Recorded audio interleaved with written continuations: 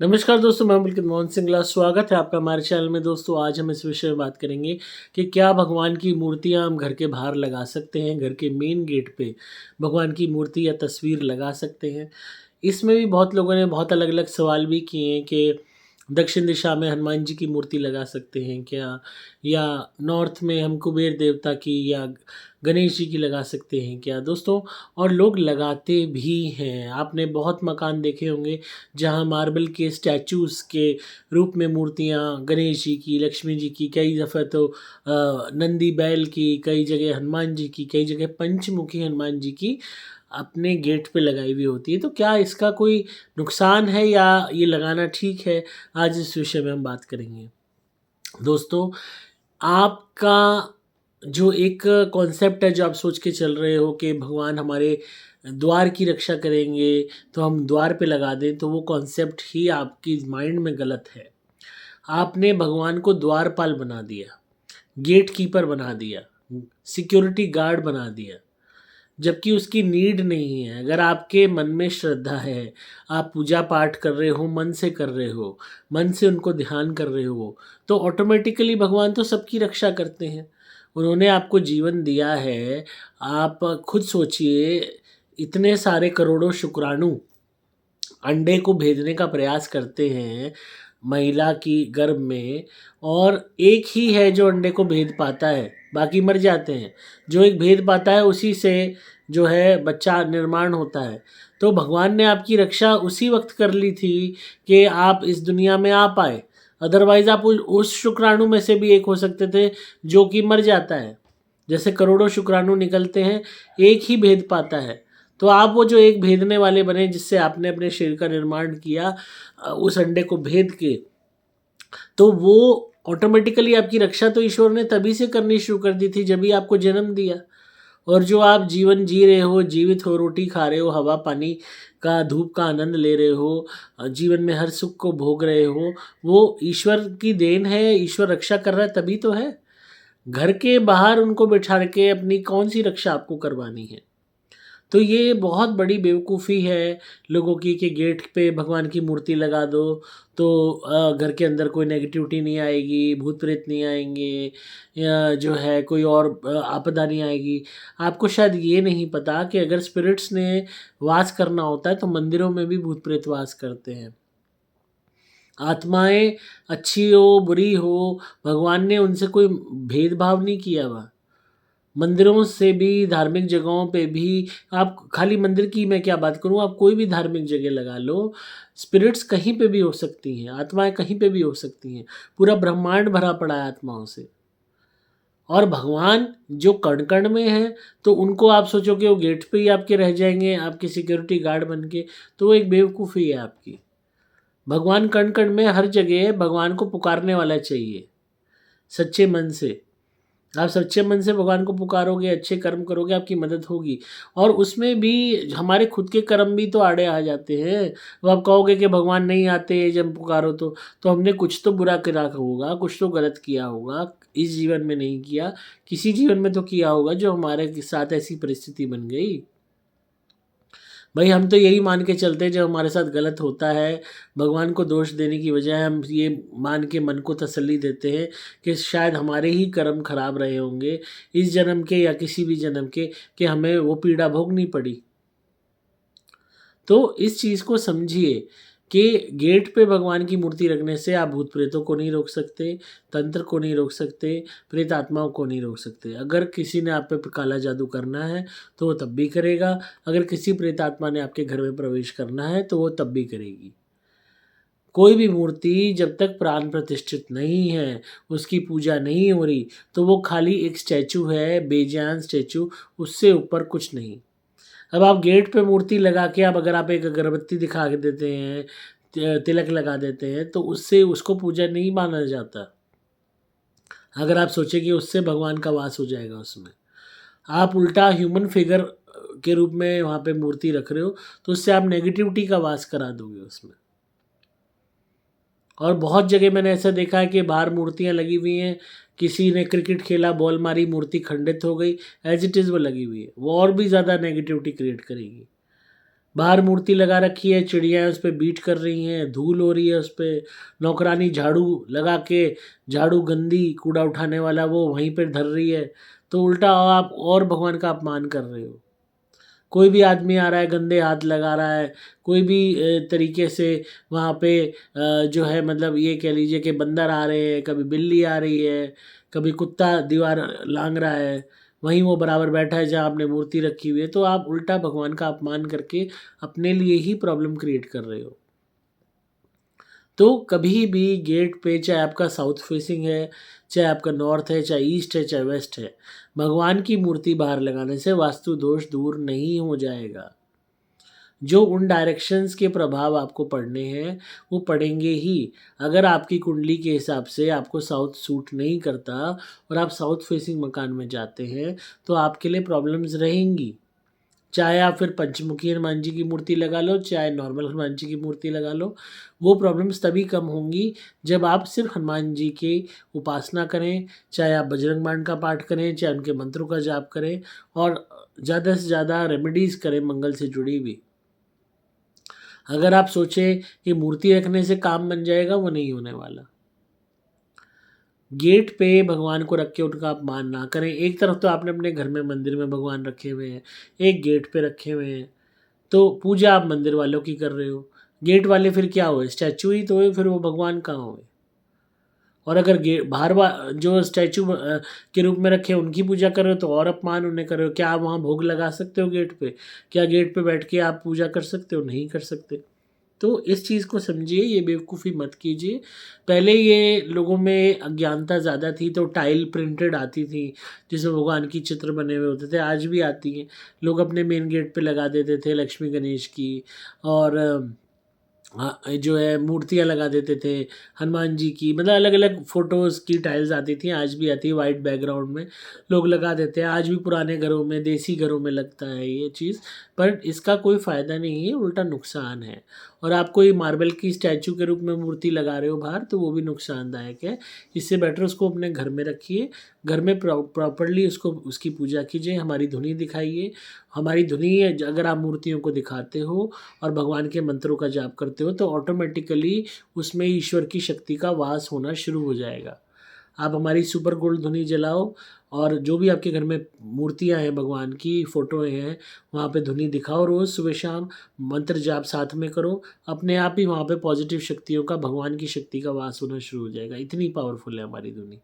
और जोत जलाओ सुबह-शाम भगवान के आगे, जो हम तेल देते हैं उसकी जोत जलाओ, ऑटोमेटिकली आप कहोगे यही, ऐसा लगेगा कि मूर्ति नहीं रही, भगवान इसमें आ गए। आपको वहीं से कृपा आनी शुरू हो जाएगी, आपको फ़ायदे होने शुरू हो जाएँगे। पर भगवान को अंदर रखो, घर के भीतर रखो, वो ऑटोमेटिकली, जो एक बात बताओ, पूरी दुनिया का मालिक है।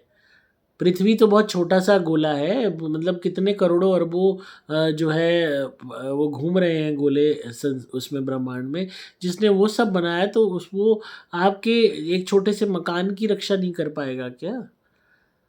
आप अगर उसको ध्याओगे, उसको याद करोगे तो आपके एक-एक रोम-रोम की रक्षा होगी, और अगर आप भगवान का अपमान करोगे तो सिर्फ़ आपको नुकसान मिलेगा।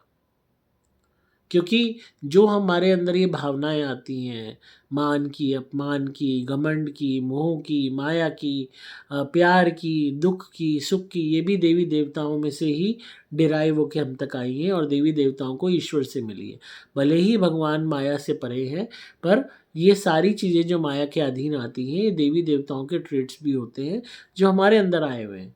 तो जब आप उनका अपमान करोगे तो ऑटोमेटिकली फिर वो आपको दंड देंगे, नाराज़ होएँगे। तो ये बेवकूफ़ी ना करें, बिल्कुल भी भूल के भी गलती ना करें। अगर आपने मूर्ति रखी हुई है, तस्वीर रखी हुई है, उसको निकाल दें, निकाल के मूर्ति को किसी भी मंदिर में डोनेट कर दें, या घर के अंदर उसको हमारी धुनी दिखा के रख लें। और तस्वीर है, कोई टाइल पे तस्वीर लगा रखी है, टाइल को अचक तरीके से प्यार से निकलवाएँ, निकलवा के अपने घर के मंदिर की दीवार पे उस टाइल को लगा दीजिए, या उस टाइल को फ्रेम करा के और उसको दीवार पे टाँग दीजिए। घर के बाहर भूल के भी ये गलती मत कीजिए, परिवार बर्बाद हो जाते हैं, बहुत ज़्यादा ये नुकसानदायक है। ये गलती मत कीजिए, ये मत सोचिए मूर्ति तस्वीर लगाने से भगवान हर एक चीज़ को रोक लेंगे। मैंने ऐसी-ऐसी जगह देखी हैं जहाँ रेगुलर पूजा हो रही है, पूरे दिन पूजा चल रही है, वहाँ स्पिरिट्स नाच कूद रही हैं, खा पी रही हैं। सबसे बड़ी चीज़ को समझिए, आपकी भावना, आपकी पवित्रता, ये बहुत ज़रूरी है। और स्पिरिट्स को भगाने के लिए आपको इस ये नहीं है कि कहीं पे कुछ भी रख दो उससे स्पिरिट भाग जाएगी, मूर्ति रख दो भाग जाएगी। वो सिर्फ़ एक आकृति है।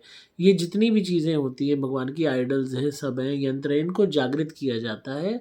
और जब तक आप मंत्र जाप नहीं करोगे तब तक शक्तियाँ नहीं आती। मंत्रों में कोड होते हैं जिसके माध्यम से आवाहन होता है इन शक्तियों का, फिर ये आती हैं।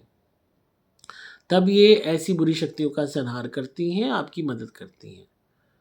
ऐसे तो पूरे मकान में आप भगवान की फ़ोटो ही लगा लो, मूर्तियाँ लगा लो, अगर आप सोचते हो कि उससे नेगेटिविटी भाग जाएगी। अच्छा, जो इंसान भगवान की मूर्तियाँ और तस्वीरें बेचने का काम करता होगा, उसको तो कभी कोई भूत प्रेत रोग होएगा ही नहीं, उसके तो कभी जीवन में कोई प्रॉब्लम होएगी नहीं, उसकी तो पूरी दुकान भगवान की मूर्तियों से भरी हुई है। तो इस बेवकूफ़ी में मत पड़िए, और अगर आपने गलती कर रखी है, इसको सुधारिए। बहुत लोग सोचते हैं वास्तु दोष दूर हो जाएगा, वो भी नहीं होने वाला। नॉर्थ में गणेश जी घर के बाहर लगाओगे, धन की हानि होगी। नॉर्थ में अगर घर के अंदर लगाओगे, फ़ायदा होगा। अब आप सोचो, अगर आप कह रहे हो कि मेरा नॉर्थ जो है चौक में ही पड़ रहा है, घर के अंदर आने पे डायरेक्शन चेंज हो रही है, तो आपको गणेश जी की तस्वीर लगाने की ज़रूरत नहीं है। आप फिर भी आपको लगानी है, आप वेस्ट में लगा सकते हैं, नॉर्थ की अल्टरनेट डायरेक्शन होती है। यहाँ तक कि बहुत सारे मंदिर वेस्ट डायरेक्शन में माने जाते हैं, किए जाते हैं, जो फ़ायदा भी देते हैं। तो आप वो चीज़ भी कर सकते हैं। हनुमान जी की मूर्ति साउथ डायरेक्शन में लगाने की ज़रूरत नहीं है। साउथ में देवी देवताओं की, भगवान की मूर्ति तस्वीर लगाओगे, एक्सीडेंट्स होंगे, खून से जुड़ी बीमारी होंगी, यहाँ तक कि बहुत लोगों को ब्लड कैंसर तक हुए हैं। एक्सीडेंट्स ऐसे जिसमें खून निकले। तो south east direction, south direction भगवान के लिए नहीं होती। साउथ दक्षिण दिशा यम का द्वार होती है। यहाँ पे किसी भी तरीके से भगवान की आइडल्स या पूजा पाठ नहीं किए जाते, और साउथ ईस्ट में तो बिल्कुल नहीं किए जाते। बहुत लोगों के मकान साउथ ईस्ट फेसिंग है, क्योंकि डायगनली सरकारों ने प्लॉट काट रखे हैं। आप कोई भी प्लॉट की डायमेंशन देखेंगे तो वो नॉर्थ ईस्ट निकलेगी, साउथ ईस्ट निकलेगी, नॉर्थ वेस्ट निकलेगी। कंप्लीट साउथ डायरेक्शन कभी नहीं मिलेगी, कंप्लीट ईस्ट डायरेक्शन कभी नहीं मिलेगी, कंप्लीट नॉर्थ डायरेक्शन कभी नहीं मिलेगी। या तो नॉर्थ ईस्ट होगी, या साउथ ईस्ट होगी, या नॉर्थ वेस्ट होगी, या साउथ वेस्ट होगी। इस तरीके से डायगनली काटे हुए जो है प्लॉट, तो आपको दोनों डायरेक्शंस के इफेक्ट मिलेंगे ही मिलेंगे। अब साउथ ईस्ट में आपने गेट के बराबर लगा दिए हनुमान जी या कोई भी देवी देवता, एक्सीडेंट्स होंगे, बीमारी पैदा होगी। नॉर्थ ईस्ट में बाहर वहीं आपने भगवान की मूर्ति लगा रखी है गेट पे, वहीं पे कूड़े वाले ने कूड़ा रखा हुआ है, आपने अपना कूड़ा, फ़ायदा क्या है? भगवान को कूड़े के पास रखोगे, वहीं बदबू आ रही है। साउथ वेस्ट डायरेक्शन जो सबसे ज़्यादा हॉन्टेड मानी जाती है, साउथ वेस्ट डायरेक्शन में सबसे ज़्यादा नेगेटिविटी का वास होता है, वहाँ भगवान की मूर्ति लगा के अगर सोचते हो तो इससे भूत प्रेत भाग जाएंगे, तो ऐसा नहीं होने वाला। उसी मूर्ति में, क्योंकि वो प्राण प्रतिष्ठित नहीं है, उसी में पनाह ले लेंगे। और नॉर्थ वेस्ट डायरेक्शन, जो ये कह लीजिए कि आप अगर सोचो कि इससे धन आएगा, यहाँ पे कुबेर की या गणेश जी की लगा लें, तो वो आप बेसिकली धन देने वाले को घर के बाहर बिठा रहे हो, तो धन कहाँ से आएगा? तो थोड़ा सा दिमाग लगाइए, लॉजिकली सोचिए। भगवान का स्थान घर के अंदर होता है। अगर जब हम भगवान को अपना फैमिली मेम्बर मानते हैं, तो उनका स्थान घर के अंदर ही रखेंगे ना। फैमिली मेम्बर को कोई घर के बाहर बिठाता है क्या चौकीदारे पे? तो थोड़ा सा दिमाग लगाइए, थोड़ी सी समझ रखिए, अंधे मत हो जाइए भेड़ चाल में। अब जिन भी मकानों में बाहर ऐसी मूर्तियाँ लगी हुई है, कहीं शिव जी की, कहीं नंदी की, कहीं गणेश जी की, कहीं लक्ष्मी गणेश जी की, कहीं हनुमान जी की, वहाँ पे जो हाल बुरा मूर्तियों का हो रहा है, आप जाके मकानों को देखो, आप खुद कहोगे कि ये लोग कितने बेवकूफ़ हैं। तो अपने ही हाथों से अपने जीवन को बर्बाद मत कीजिए। ये मत कीजिए भगवान तो क्षमा की मूर्ति होते हैं, भगवान तो कभी सज़ा नहीं देते, अपने बच्चों को माफ़ कर देते हैं। ये फ़िल्मी बकवास मत दिमाग में रखिए। ये शक्तियाँ हैं, बहुत जल्दी रुष्ट हो जाती हैं, ख़ासकर देवी-देवता मरने-मारने पे उतारू हो जाते हैं, हर तरीके के जीवन में दंड पैदा कर देते हैं, परेशानियाँ पैदा कर देते हैं, चैलेंजेस पैदा कर देते हैं। आप या तो इनको भजो मत, भजो तो ढंग से भजो, नहीं भजना जानते तो मत भजो। नास्तिक रहना ज़्यादा बेटर है आस्तिक होने से। अगर आपको ज्ञान नहीं है और आप उल्टे सीधे चक्करों में पड़ रहे हो, तो half spiritual knowledge, half religious knowledge के कारण आप खुद का ही पतन अपने हाथों से लिख दोगे। नास्तिक क्यों तरक्की करते हैं? नास्तिक का मतलब ये नहीं है कि आपको अधर्मी होना है या किसी का बुरा करना है, किसी के साथ गलत करना है। आप भगवान को पूज नहीं रहे, आप नॉर्मल अपना जीवन जी रहे हो, जिस तरीके से कोई भी इंसान जीता है, खाया-पिया, बाथरूम हो आया, अपने काम पे चले गए, पैसे कमा लिए। साथ में आप थोड़ा बहुत किसी का वेल-बीइंग कर रहे हो, ये आपके ऊपर है कि आप स्पिरिचुअलिटी का एंगल ना देखते हुए, किसी एज़ अ ह्यूमैनिटी का एंगल देखते हुए, किसी का भला कर रहे हो। किसी को कुछ बाँट दिया, उसमें आप ये भी नहीं देख रहे कि कोई एकादशी है तो ही मैं दान करूँ। आपने दान करना है तो आप रोज़ किसी भी दिन कर रहे हो। तो दैट इज़ पर्सन जो नास्तिक है, जो सिर्फ़ एक ये समझ लो इस कुदरत में आया है, एक अपनी लाइफ़ जी रहा है, औरों को जीने दे रहा है। वो तो सही मायने में ठीक है नास्तिक। पर आस्तिक होके अगर आपको नॉलेज नहीं है, उल्टे-सीधे आप आडंबर कर रहे हो, फिर प्रॉब्लम्स बढ़ रही हैं आपकी लाइफ़ में बिकॉज़ रिलीजियस नॉलेज नहीं है, तो ऑटोमैटिकली वो आपके लिए नुकसानदायक होगा ना।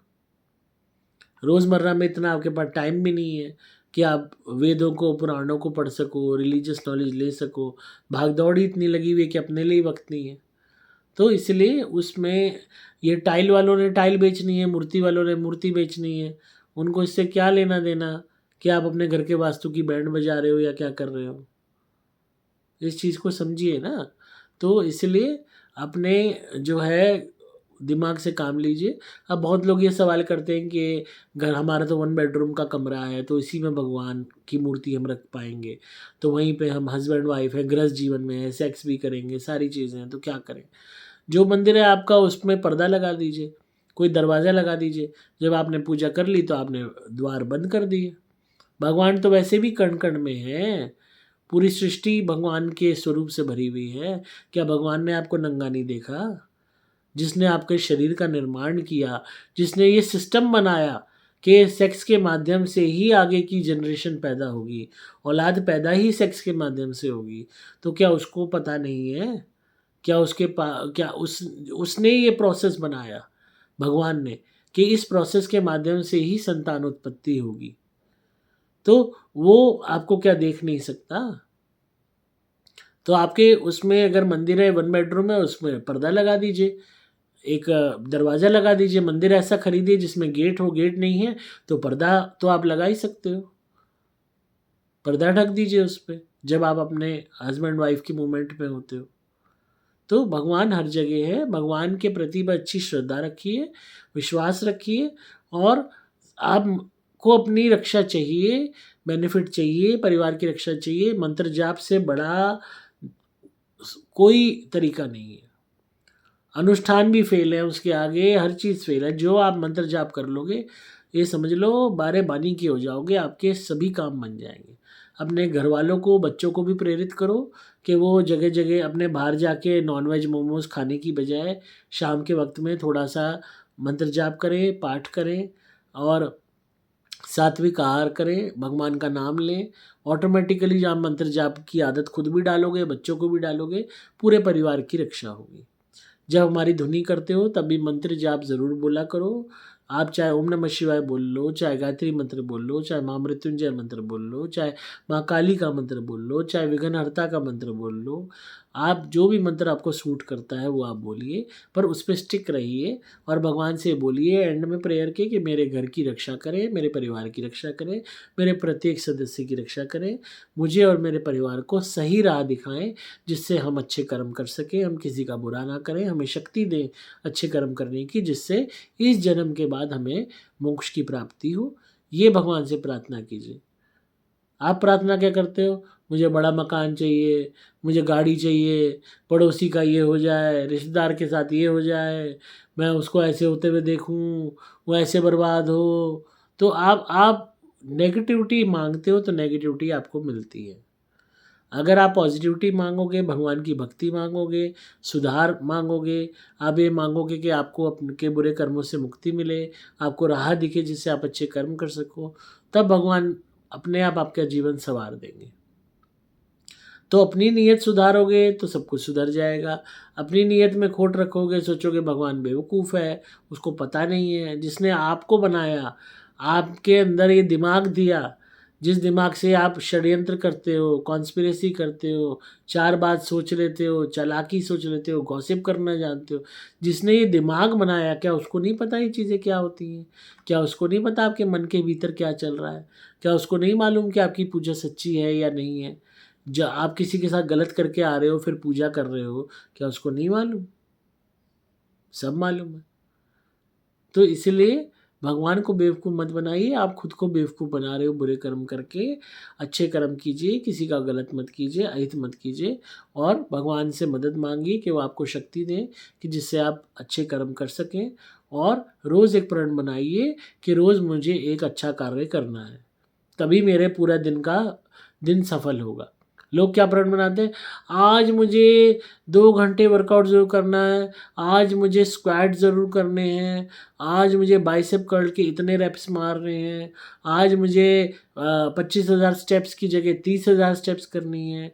तो रोज़ के डे के गोल ये हैं, काया के पीछे पागल हैं। या फिर डे के गोल क्या है, आज मुझे वो प्लॉट देखने जाना है, आज मुझे वहाँ पे इतना खाना खाना है, आज मुझे उस शादी में जाना है। आपके आपके मन में 1% सोच नहीं है कि आप अपने जीवन को, अपनी आत्मा के उत्थान के लिए कुछ करें। 1% नहीं है। अंधकार में आप लोग जी रहे हो, आपको 1% सोच नहीं है कि रोज़मर्रा में कुत्ते बिल्ली की तरह सब जी रहे हैं, उस तरह जीने में ही मज़ा आ रहा है। खाया पिया पदकाया, बाथरूम हो आए, लड़ लिए, फ़ोन पे गाली दे ली, इसको धमकी दे दी, उसको धमका लिया, यहाँ चले गए, वहाँ चले गए, धिंगाड़ लिए, बाहर घूम लिए लौंडों के साथ, ये कर लिया, वो कर लिया। तेरे बंदे ने क्या किया, तेरी बंदी ने यूँ किया, यही सब बकवास में। या आज मेड नहीं आई, आज उसने यूँ नहीं किया, आज मौसी ने वो नहीं दिया, आज बुआ ने ये कर दिया। मतलब इसी बकवास में आपका पूरा जीवन निकल जाता है और आप एक-एक क्षण जो आपको भौतिक शरीर मिला है अपनी आत्मा के उत्थान के लिए, वो तो आप भूल ही चुके हो। रोज़ एक प्रण निकालो, एक प्रण लो रोज़ रात को सोते समय कि कल हमें एक अच्छा काम ज़रूर करना है, जिससे हमारी आत्मा का उत्थान हो, हमारी आत्मा ईश्वर के समीप जा सके, ईश्वर की नज़र में आ सके। और उस काम को करके ही दम लो कि आज मैंने इतने लोगों को खाना खिला दिया, आज मैंने किसी जानवर का इलाज करा दिया, आज मैंने किसी गरीब को ये दे दिया। और उसका घमंड मत करो, ढिंढोरा में मत पीटो कि वहाँ से करके आए, फ़ोन मिलाया, हाँ कैसी है, क्या कर रही थी, अच्छा ये आज तुझे पता है मैं वहाँ गई, मैंने ये किया, पता है सब लोग देख रहे थे। जो आपने किया वो आपने बक दिया, क्योंकि आपके अंदर फिर भी भावना नहीं है किसी का भला करने की। भला करने की भावना है तो आपको किसी को जताने की ज़रूरत नहीं, दिखाने की ज़रूरत नहीं, दिखावा करने की ज़रूरत नहीं। आप करोगे और अपने मन में रखोगे और उस बात का आपको घमंड नहीं होगा। आपको मन में एक शांति होगी कि भगवान ने आपको मौका दिया कुछ अच्छा करने का। तो रोज़ कुछ ना कुछ अच्छा करो, आपको कोई भी नेगेटिविटी नहीं छुएगी, आपके हर तरीके से आपके काम बनेंगे। देखो जो कष्ट, काया कष्ट है जीवन में, परेशानियाँ हैं, जो हम लिखवा के लाए हैं, वो कुछ हद तक तो हमें भोगना ही पड़ेगा। रेमेडी हो जाती है, सब चीज़ हो जाती है, पर फिर भी जो भोग है, वो हर एक के साथ है। तो जो है ये नहीं है कि आपको कोई भी सिद्धि मिल गई या शक्ति मिल गई या तो आप हर चीज़ से मुक्त हो जाओगे। मैंने खुद अपने जीवन में कष्ट इतने भोगे हैं और आज भी इतनी परेशानियां हैं, इतनी दिक्कतें हैं, उनसे लड़ते हुए जीवन को जी रहा हूँ। और यही एक आशा है कि प्रत्येक दिन कोई ना कोई अच्छा कार्य हो जाए जिससे भगवान के समीप जाया जा सके, भगवान की नज़रों में उठा जा सके। तो वही अपने अंदर भावना रखिए। आप कहोगे टॉपिक से इतना डिफ्लेक्ट हो गया, टॉपिक था कि घर के बाहर भगवान की मूर्ति या तस्वीर रखनी है कि नहीं। अब मेरे अंदर यही बीमारी है ना, मैं जब एक बार ही बोलता हूँ ना तो फिर वो नॉन स्टॉप, मतलब मुझे ही नहीं पता चलता कितने घंटे निकल जाते हैं और लोगों को कहना पड़ता है भैया बस आज का बहुत हो गया भाषण, सोच रहे हो गया आप ये भी लेक्चर दे रहा है बहुत लंबा हमें। तो इस चीज़ को सोचिए थोड़ा सा और जैसा समझना है समझिए और जैसा मैं फ़ील करता हूँ, मैंने आपको अपने दिल की बात कही, तो अच्छे आप अपने कर्म कीजिए। और ये मन से बहुत लोगों का सवाल था इसी टॉपिक को लेके कि मूर्ति या तस्वीर, इवन कोई यंत्र भी घर के गेट के बाहर मत लगाइए। घर के गेट पे हज़ारों तरीके के लोग आते हैं, आपका जमादार भी आता है, चपड़ासी भी आता है, कोरियर वाला भी आता है, और जो है आपके फूड डिलीवरी वाले भी आते हैं, गेस्ट भी आते हैं, पड़ोसी भी आते हैं, रिश्तेदार भी आते हैं, राह चलते लोग भी वहाँ से निकलते हैं। कई दफ़ा गाय भैंस भी गोबर कर जाती है, कभी गली के कुत्ते टट्टी कर जाते हैं, पक्षी भी बीट कर जाते हैं, कई दफ़ा कूड़ा पड़ा रह जाता है। तो हर तरीके की नेगेटिविटी हमारे मेन गेट पे होती है। लोगों की ऑरा का कुछ ना कुछ प्रभाव पड़ता है, और बाहरी लोगों की नज़र भी लगती है, हाय भी लगती है, टोक भी लगती है। आपने घर पे पेंट कराया, अरे इसका मकान तो बहुत चमक रहा है, अरे नंबर 2 की कमाई होगी जब ही इतना कर रखा है। और बाहर पत्थर लगा दिया या थोड़ी और डेकोरेशन कर दी, 4 फूल लगा दिए, अरे इनके क्या कमी है, ये तो नोटों के ढेर पे बैठे हैं। तो लोगों को आग लगती है। आज के वक्त में लोगों को इतनी जलापा है, इतनी जलापा है कि जिसकी कोई लिमिट नहीं है। हमारे में पहले कहा करते थे, हम ख़ास करके अपने घर को बाहर से बहुत ऑर्डिनरी रखो, घर के अंदर आप सुंदर से सुंदर चीज़ें लगाओ, क्योंकि वो आपकी आँखों को सुकून देंगी। घर के बाहर आप तो बैठने नहीं वाले कुर्सी घाल के, तो सुकून आपको तो मिलना नहीं, सुकून किसको मिलना है? बाहरी लोगों को। और वो सुकून मिनट में एक चुभते हुए शूल की तरह बन जाएगा, जो उनकी आँखों को भेदेगा, क्योंकि उनको जलन होगी देख के कि घर तो बहुत चमक रहा है। तो घर को बाहर से सजाने का कोई फ़ायदा नहीं, सिंपल रखो, घर के अंदर अपने खूब सजाओ, ताकि आप घर में बैठो तो आपको आनंद आए उस घर में रहने का। तो ये मेरी सोच है, गलत हो सकती है, हो सकता है आप एग्री हो ना हो, पर जो मेरा मानना है। और बाकी ये, हाँ, घर को अपनी खुद की एक तसल्ली के लिए आप बाहर से भी सजा सकते हो, सजाओ, सुंदर बनाओ, आपका हक है। आपने उस जिसमें रहते हो, आपको रिप्रेजेंट करती है प्रॉपर्टी आज के ज़माने में ख़ासकर। तो पर उसमें देवी देवताओं को, भगवान को बख्श दो, उनकी कोई भी तस्वीर मूर्ति बाहर लगाने की ज़रूरत नहीं है। इवन गौतम बुद्धा की मूर्ति लोग बाहर लगाते हैं, वो भी गलत है, उसको भी मत आप यूज़ कीजिए। आप एक स्टैचू के रूप में लगा रहे हैं तो उसको बुद्धा के रूप में रिप्रेजेंट मत कीजिए, आप उसे मेयर एक स्टैचू के रूप में रिप्रेजेंट कीजिए। इस चीज़ को समझिए, अगर आप बुद्धा की लगा रहे हैं तो। अदरवाइज़ वैसे अवॉइड कीजिए। लगानी है लगा सकते हैं बुद्धा की, बट अगेन कोशिश कीजिए कूड़े के पास ना हो, वहाँ पे कोई गंदगी ना हो, वहाँ पे जूते ना हो। तो थोड़ा-सा इन चीज़ों का ध्यान रखेंगे तो आपको कोई भी तरीके का दोष नहीं लगेगा, क्योंकि जो गौतम बुद्ध थे उन्होंने भी एक ईश्वर की पदवी हासिल कर ली। तो जब वो एक ईश्वर रूपी पूजे जा रहे हैं, तो फिर उनको भी घर के बाहर द्वारपाल बनाना ठीक बात नहीं है। तो इन बातों पे गौर करेंगे तो बहुत सी नेगेटिविटी से आपका बचाव होगा। तो आई होप आपको आज की वीडियो पसंद आई होगी, और अगर आपको लगता है आपके घर के मंदिर की मूर्तियों में भगवान की कृपा नहीं है, आपको लगता है कि आपकी पूजा नहीं लग रही, तो हमारी सुपर गोल्ड धुनी से आरती करना शुरू कीजिए। उनकी सुबह दोपहर शाम घी का जोत भी जला सकते हैं, और जो हम तेल देते हैं उसका जोत ज़रूर जलाइए। आप खुद देखेंगे आपकी प्रेयर्स आंसर होने लग गई हैं। और इस दौरान थोड़ा सा नॉनवेज कंजप्शन कम कर देना, और अपने आप देखोगे आपको फ़ायदे होने शुरू हो जाएंगे। धुनी के लिए और तेल के लिए आप संपर्क कर सकते हैं, प्रोटेक्शन लॉकेट के लिए भी संपर्क कर सकते हैं। मोबाइल नंबर 8130331007 पे कंसल्टेशन बुक करके मुझसे फ़ोन पे बात कर सकते हैं और रेमेडीज़ ले सकते हैं। जो हम नंबर देते हैं इस पे एग्जीक्यूटिव्स होते हैं, हेल्पलाइन का स्टाफ होता है हमारा, जो आपको अटेंड करता है, मैं नहीं होता हूँ। आप इनसे ही बात करेंगे, यही व्हाट्सएप पे आपको कंसल्टेशन बुक करके देंगे जब आप उनसे पूछेंगे, और वही आपके लिए टाइम स्लॉट बुक करेंगे और टाइम देंगे कि इस टाइम, जिस टाइम पे मैं अवेलेबल होऊंगा आपसे बात करने के लिए। पहले ही अगर आपको बात करनी है, आप पहले ही बुकिंग करा के रखिए, क्योंकि कॉल कंसल्टेशंस बहुत ज़्यादा होती हैं। अगर आप बुक कराते ही सोचोगे कि अभी हमें कॉल कंसल्टेशन मिल जाए, तो वो मुमकिन नहीं हो पाता। अगर किसी की कैंसिल होती है बाद के लिए, कि भाई वो प्रीपोन्ड या पोस्टपोन्ड करता है कोई भी अपनी कंसल्टेशन, कि भाई मैं बाद में कर लूँगा, या पहले कोई कर लेता है, तब ऐसे केसेस में वो स्लॉट मिल जाता है। अदरवाइज़ कंसल्टेशंस आप बुक करते हो तो जब औरों की हो रही होती है, हो जाती है, तभी आपको नंबर मिलेगा, और उसमें किसी की प्रीपोन्ड पोस्टपोन्ड हुई तो बीच में आपको मिल सकता है। तो पहले ही आप अपनी बुक करा लीजिए, ताकि आपको वक्त पे आपकी और मेरी बात हो सके। तो इसी तरह सुनते रहिए, प्यार देते रहिए। डिस्क्रिप्शन में आपको नंबर मिल जाएगा, डिटेल्स मिल जाएंगी, वेबसाइट का लिंक मिल जाएगा जहाँ से आप धुनी भी ऑर्डर कर सकते हैं और व्हाट्सएप के माध्यम से भी कर सकते हैं। मैं हूँ आपका दोस्त पुलकित मोहन सिंगला।